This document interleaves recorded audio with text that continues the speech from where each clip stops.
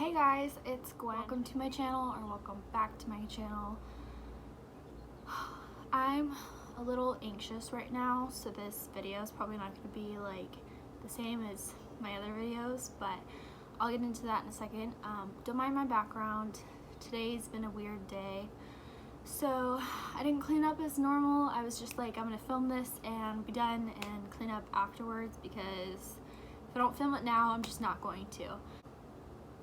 What I'm about to talk about, like, I did not plan this. This is not what today's video is going to be, but I guess it's a story time now.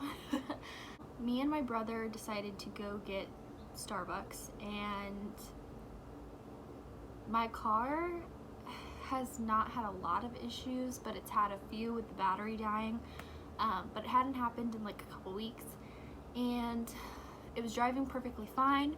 We're literally on the street to turn into the Starbucks, and we're at a light, and all of a sudden my car just dies, like fully dies, won't move. I start to panic.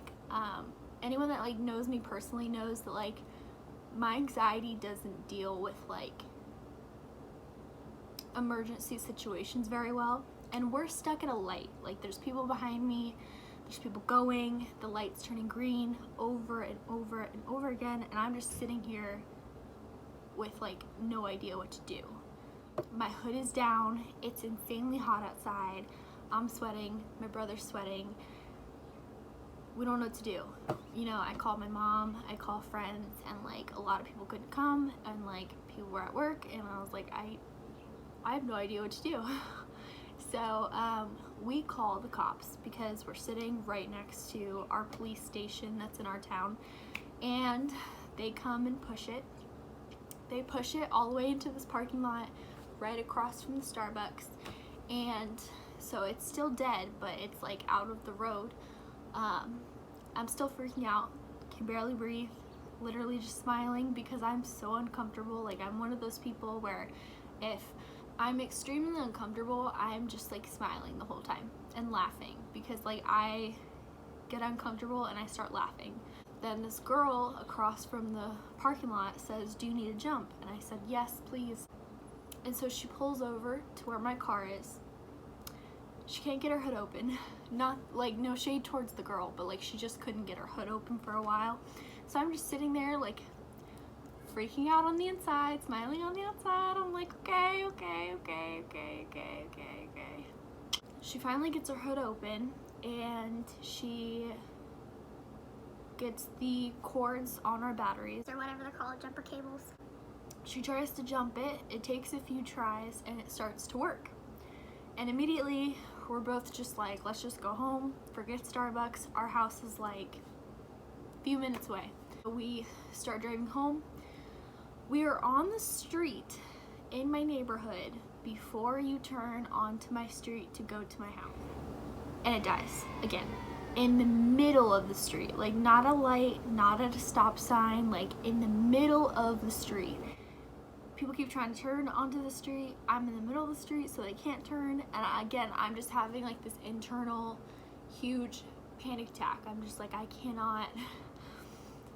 And so my brother, who is with me, he's been with me the whole time, he sees one of our neighbors that he knows and asks the dad to come help us.